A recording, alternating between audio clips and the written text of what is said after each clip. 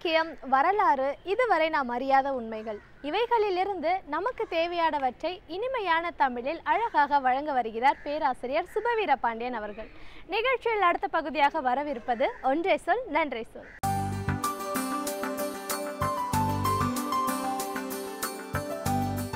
திருக்குறளுக்கு எத்தனையோ பேர் உரை எழுதியிருக்கிறார்கள், இன்னமும் எழுதி கொண்டிருக்கிறார்கள். சில நாட்களுக்கு முன்னால் கடலின் துளிகள் என்னும் தலைப்பில் திருக்குறளில் ஒரு 120 குறட்பாக்களை மட்டும் எடுத்துக்கொண்டு அவற்றுக்கான உரையை மானம்பாடியைச் சார்ந்த கவிஞர் புண்ணியமூர்த்தி அவர்கள் கவிதையிலேயே எழுதியிருக்கிறார். அந்த குறளுக்கான விளக்கத்தை அவர் கவிதையில் கூறியிருக்கிறார். இது பெரிய வியப்பான செய்தி இல்லையே என்று தோன்றலாம். ஒரு விதத்தில் வியப்பான செய்திதான். காரணம், உரை எழுதுவது அவ்வளவு எளிதல்ல. உரை எழுதுவதே கடினம். குறளுக்கு உரை எழுதுவது மிக கடினம். அதுவும் கவிதையில் உரை எழுதுவது மிக மிக கடினம். இந்த கடினமான பணியை செய்திருக்கிற கவிஞர் புண்ணியமூர்த்தி அவர்கள் 3ஆம் வகுப்பு வரை தான் படித்திருக்கிறார் என்பது அந்த செய்தி.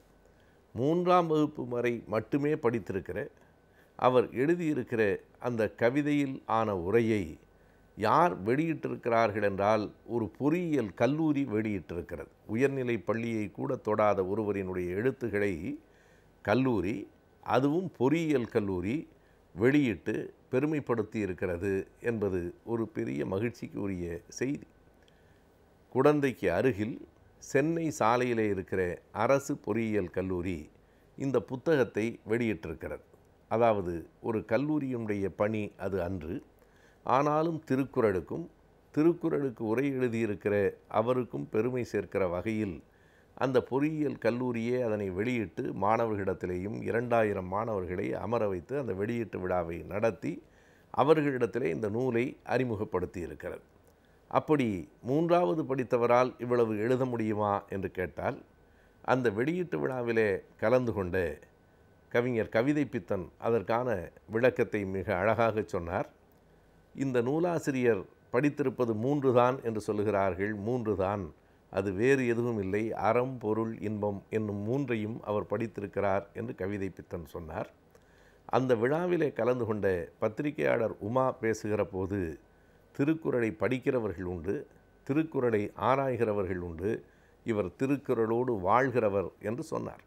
அந்த செய்திகளெல்லாம் உண்மையாகத்தான் இருக்கின்றன என்பதை அவர் எழுதியிருக்கிற அந்த கவிதை வடிவிலான உரை நமக்கு உணர்த்துகிறது.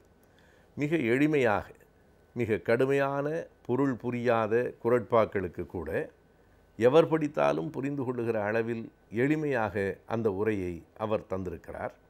நாம் 120 குறட்பாக்களையும் பார்க்க முடியாது. 2-3 குறளுக்கு அவர் எழுதியிருக்கிற உரை கவிதை வடிவில் எவ்வளவு நன்றாக இருக்கிறது என்பதை பார்த்தால், இந்த புத்தகம் மாணவர்களிடத்திலே, இளைஞர்களிடத்திலே பரவ வேண்டிய நூல் என்று நமக்கு படுகிறது. அந்த உரைகளை அவர் மிக எளிய சொற்களில், தீயவை தீய பயத்தலால் தீயவை தீயினும் அஞ்சப்படும் என்று வள்ளுவர் சொல்லியிருக்கிறார். இந்த குறளே எளிமையானது தான்.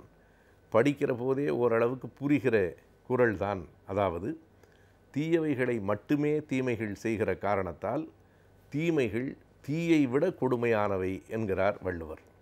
எப்படி தீயவை தீயை போல என்று சொல்லாமல் தீயை விட கொடுமையானவை என்று சொல்லுகிறாரே என்று கேட்டால், அதற்கு உரை எழுதியிருக்கிற கவிஞர் புண்ணியமூர்த்தி இப்படி எழுதுகிறார்.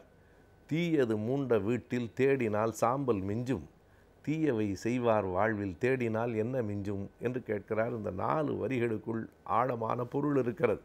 ஒரு வீட்டில் தீ மூண்டு விட்டது என்று சொன்னால், தேடி பார்த்தால் அந்த வீட்டில் சாம்பலாவது மிச்சப்படும். ஆனால் தீயவைகளையே செய்து கொண்டிருக்கிற வாழ்வில் தேடி பார்த்தால் எதுவும் மிஞ்சாது, சாம்பல் கூட மிஞ்சாது. அப்படி பார்த்தால் தீயை விட தீயவைகள் கொடியவர்கள் தானே என்று அந்த பொருளை அவர் அப்படி வருவித்து, வள்ளுவர் சொல்லியிருக்கிற செய்தியை எளிமைப்படுத்தி எவருக்கும் புரிகிறார் போல அந்த உரையை எழுதியிருக்கிறார். குறளுக்கு உரை எழுதியவர்கள் வெறும் தமிழர்கள் மட்டுமில்லை. ஜியு போப் இங்கே வந்து திருக்குறளை கற்றுக்கொண்டு திருக்குறளை உரை எழுதி ஆங்கிலத்திலும் அதனை மொழிபெயர்த்திருக்கிறார். சரியாக சொல்வதானால், நாமெல்லாம் தமிழ் அறிந்திருப்பதால் திருக்குறள் படிக்கிறோம். ஆனால் வெளிநாட்டவர்கள் பலர் திருக்குறள் அறிந்திருந்ததால் தமிழ் படிக்க தொடங்கினார்கள். எனவே திருக்குறள் தான் தமிழையே படிக்க வைத்தது என்று கூட நாம் சொல்லலாம். இப்படி ஆழமான பல செய்திகள் அந்த திருக்குறளில் இருக்கின்றன. அவற்றையெல்லாம் எளிமையாக சொல்லுவது என்பது ஒரு பெரிய கலை. மடித்தலும் நீட்டலும் வேண்டா உலகம் படித்தது ஒழித்து விடின் என்பது குறள்.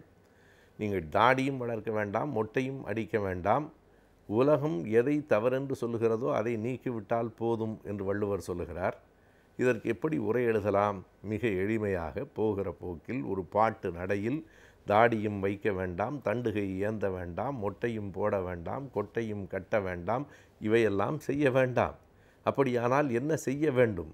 தீமையை மனத்தில் நீக்கி தேர்ந்த நன்மை தேக்கி நீங்கள் உலகத்தில் வாழ்ந்தால் உங்களை விட உலகத்தில் உயர்ந்ததோர் வேறு ஞானி யார் இருக்கிறார்கள் என்று அதற்கு உரை எழுதியிருக்கிறார்.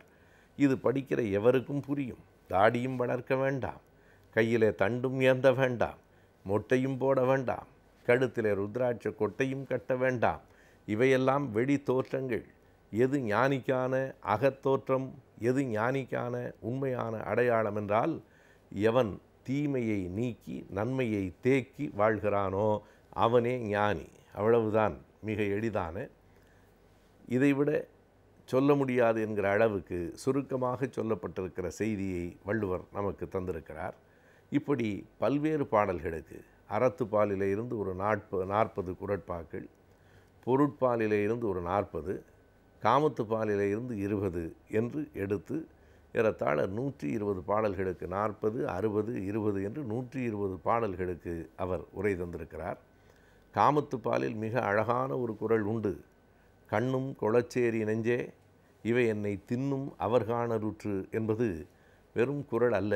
அறத்துப்பாலோடும் பொருட்பாலோடும் நிறுத்தியிருந்தால் வள்ளுவர் ஒரு அறநெறி சொல்லும் முனிவர் என்பதோடு தான் நின்று போயிருக்கும்.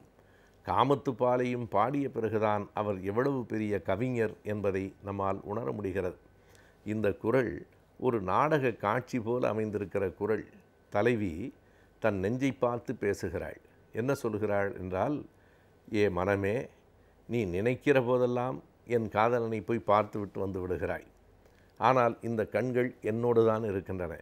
அந்த கண்களால் அவனை பார்க்க முடியவில்லை.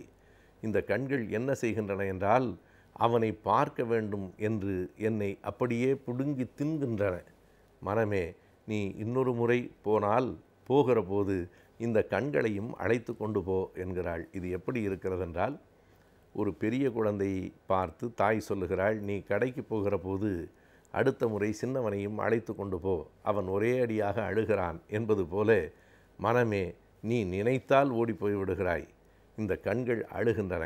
அடுத்த முறை போகிற போது கண்களையும் அழைத்து கொண்டு போ என்று ஒரு நாடக பாணியில், கண்ணும் கொளச்சேரி நெஞ்சே கண்களையும் அழைத்து போக மாட்டாயா? இவை என்னை தின்னும் அவர்காணலுற்று அவரை பார்க்க வேண்டும் என்று என்னை தின்னுகின்றன என்பதுதான் அந்த குறளினுடைய அழகு. மன்னனை காணாத காரணத்தால் கண்கள் தின்று தின்று என்னை தீர்க்கின்றன. இன்னொரு முறை செல்கையிலே கண்கள் இந்த கண்ணையும் கூட்டிச் செல் என் மனமே என்று அதற்கு புண்ணியமூர்த்தி அவர்கள் உரை எழுதியிருக்கிறார்.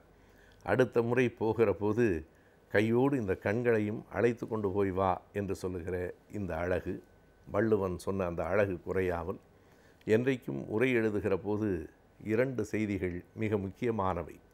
அந்த மூல ஆசிரியன் சொல்லியிருக்கிற செய்திகளுக்கான பொருளும் விளக்கமும் உரையில் இருக்க வேண்டும். எது இருக்கக்கூடாது என்றால், மூல ஆசிரியனினுடைய கருத்தும் நோக்கமும் மாறுகிற தன்மை இருக்கக்கூடாது. அதற்கான பொருளும் அதற்கான விளக்கமும் இருக்க வேண்டும். அவன் கருத்தும் அவன் நோக்கமும் மாறாமல் இருக்க வேண்டும். அப்படி இருந்தால்தான் அது நல்ல உரை நூல் என்று அறிஞர்கள் கூறுவார்கள்.